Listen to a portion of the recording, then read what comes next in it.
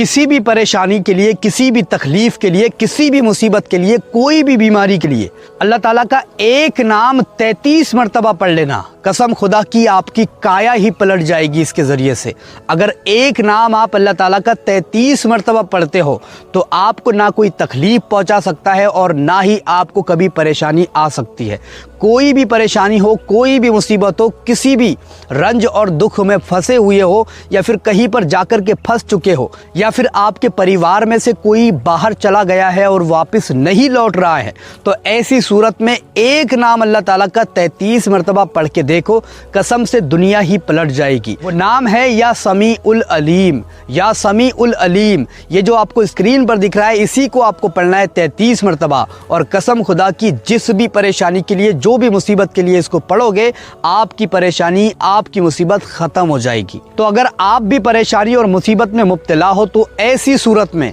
33 مرتبہ یہ نام پڑھ کر کے ضرور دیکھیں۔